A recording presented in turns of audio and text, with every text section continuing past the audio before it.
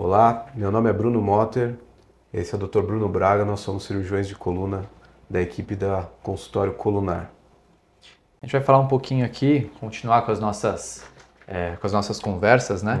Sobre as questões do nosso livro, né? Que é a coleção de 100 perguntas e respostas, esse daqui especificamente da hérnia de disco. Isso. E a gente vai conversar um pouquinho, né? Nesse mesmo método que os outros vídeos. Eu queria saber, Bruno, se é possível aí uma hérnia de disco, um paciente que tem uma hérnia de disco em que ele já está em tratamento, etc. Se essa hérnia ela pode regredir ou então aumentar. Essa é uma dúvida muito frequente, que o paciente que já tem hérnia de disco e está fazendo tratamento conservador, ele fala, mas e aí? Ela vai ficar aí? Ela vai sumir? Ela vai piorar? E também tem aquele conceito antigo de começo de hérnia de disco, que parece que o paciente está condenado a ter uma hérnia de disco. E realmente o que acontece é o seguinte, na hora que a hérnia de disco se forma, que ela destrui, né, que ela sai do ânulo fibroso em contato com o nervo, junto com ela traz um monte de ácido, um monte de enzima. E essas enzimas, esse ácido vai fazendo com que, além de ter uma dor muito grande, faça uma irritação em volta daquela região. Consequentemente, o corpo vai começar a recrutar, vamos dizer assim, algumas células, fazer alguns vasos em volta dessa hérnia, tanto que a gente mesmo, quando opera, a gente observa que tem uma vascularização bem mais importante quando é uma hérnia já de longa data, né? E isso vai fazer com que o corpo tente reabsorver, ou pelo menos diminuir essa hérnia. O próprio desgaste do disco, ou degeneração natural do disco, pode fazer com que realmente essa hérnia regrida, né, diminua de volume. E acho que esse é o grande ponto do tratamento conservador, né? O paciente que está com muita dor, que está incomodando, se a gente conseguir controlar a dor, controlar os sintomas, melhorar a postura, a musculatura desse paciente, ele ficar sem sintomas, a gente não precisa ligar muito para essa hérnia que o próprio corpo vai acabar resolvendo. Precisa do tempo, né? Precisa do tempo. E o contrário também é verdadeiro. Se a gente, apesar de tudo isso, o paciente continua com dor, começa a afetar esse nervo, começa a ter perda de função, aí eu acho que é a hora da gente parar de tentar o tratamento conservador e aí conversar sobre cirurgia. E pode ter um aumento também, né? E pode Além ter um da aumento. regressão. O próprio paciente que não segue as orientações ou acaba tendo uma postura muito ruim, aumenta o próprio peso, né? Não controla a dieta, a saúde dele, começa a continuar colocando carga nesse disco, esse disco, como ele já veio para fora um pouquinho, pode continuar vindo e aumentando.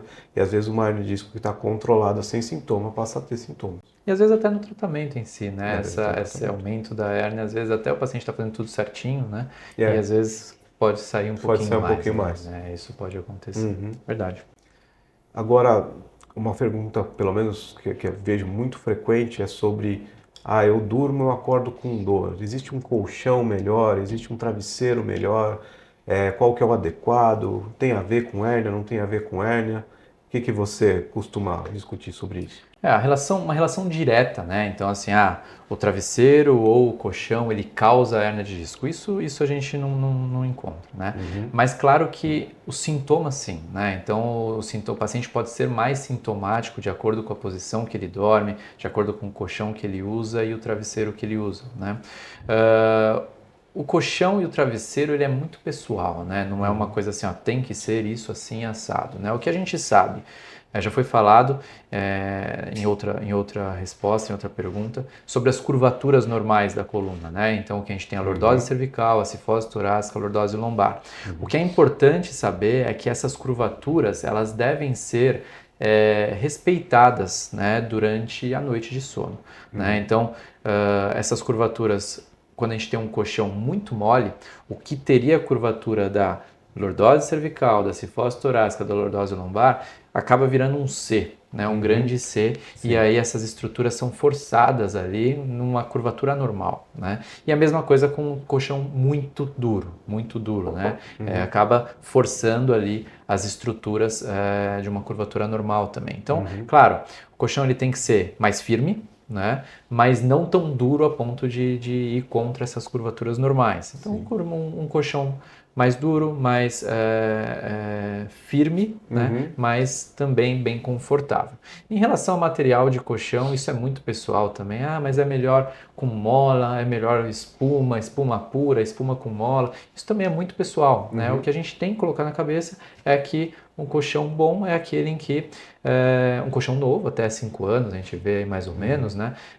E que mantém as curvaturas normais da coluna. Em relação ao travesseiro, é bem parecido também, né? Então, depende primeiro da posição de dormir. Então, o ideal é dormir ou de lado, né, com o travesseiro entre as pernas, ou então com a barriga para cima. De bruço é a pior posição para dormir. E quando a gente pensa nisso, então falando em hérnia de disco especificamente, a melhor posição é de lado, com o travesseiro entre as pernas. Então, para dormir de lado, o travesseiro melhor é aquele que pega a altura, né, da ponta do ombro até aqui a orelha, né, então que não fique tão baixo em que a cabeça fique inclinada, né, para o lado, né, ou então não tão alto também que inclina para o outro lado, então que a cabeça fique reta, né, isso mantém aí as curvaturas normais da coluna e forçam menos, né. Em relação ao aumento da dor, às vezes essa posição pode forçar estruturas como a musculatura, articulação, etc., acaba causando uma dor maior, né? Mas não está relacionada diretamente com a hérnia de disco. Sim, mesmo porque existem, né, pacientes que são maiores, menores, mesmo mais idosos, têm uma mobilidade melhor, uma mobilidade pior. Isso tudo vai influenciar na escolha do travesseiro, do colchão. Então, uma coisa que me falam bastante é qual que é o melhor na sua opinião, e é muito pessoal. Muito pessoal, exatamente. E uma pergunta também que a gente vê bastante, Bruno, em relação ao acompanhamento da hérnia de disco, né? Então a gente tem um paciente com uma hérnia, né? Normalmente a gente está lá no tratamento conservador. Qual que é o momento ideal? Precisa, não precisa fazer acompanhamento de exames de imagem desse paciente?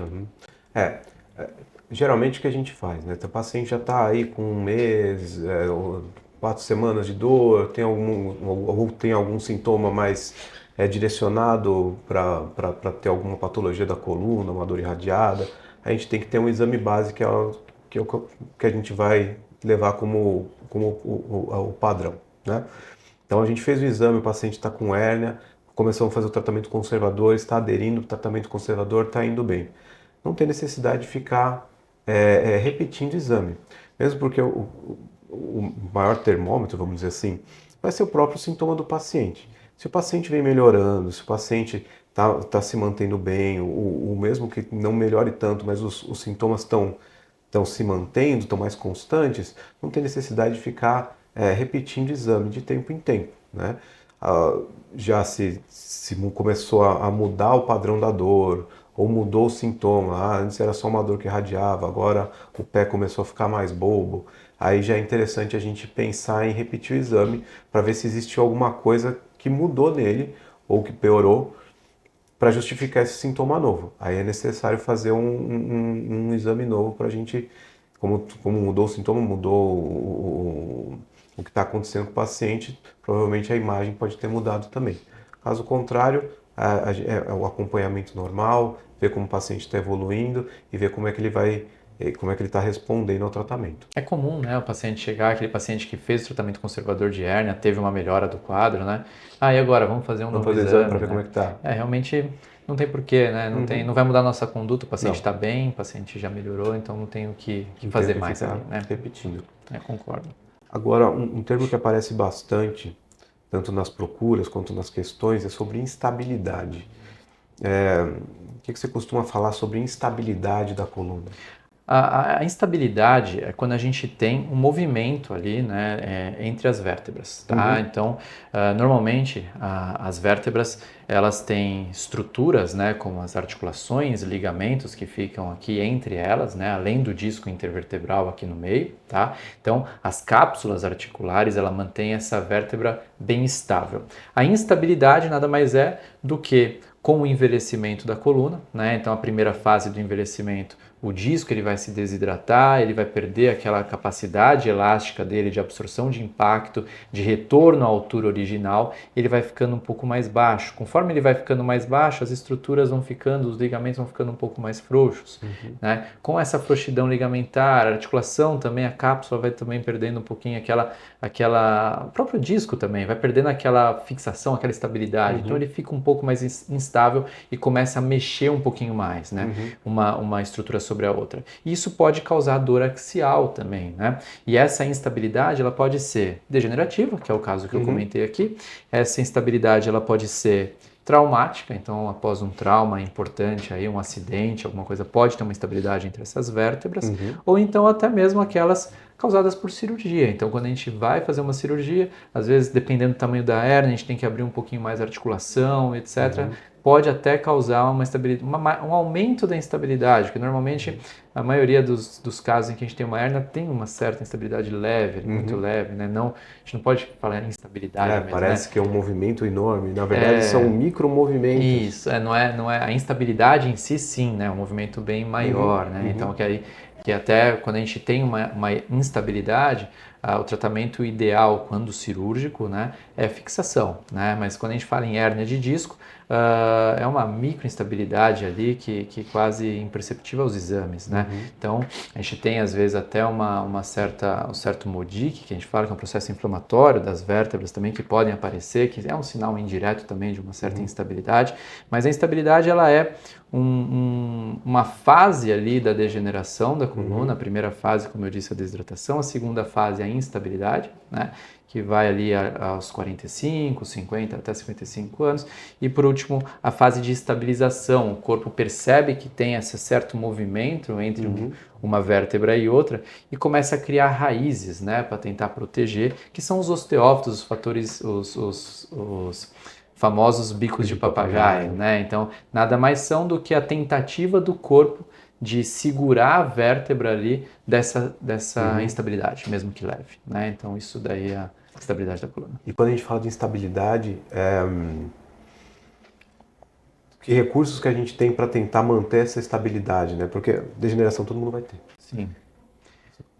Tem, claro, falando em tratamento conservador aí, né, o fortalecimento muscular, né? Então, se a gente cria uma proteção muscular ali ao redor, né? Então, musculatura do core, né? Então, a gente pega lá abdômen, lombar, né, glúteo, pelvis, a gente faz uma proteção muscular ali, a gente consegue segurar às vezes isso daí, diminuir um pouco essa instabilidade. E tem, claro, aqueles casos cirúrgicos em que tem uma instabilidade franca, né, com movimentação vertebral, que pode levar a compressão de nervo e tudo mais, né, das raízes, né? Então, pode levar a causas um pouco mais graves, e às vezes a gente tem que indicar cirurgia por isso, e aí a gente pode colocar ali a fixação, né, com parafusos, etc.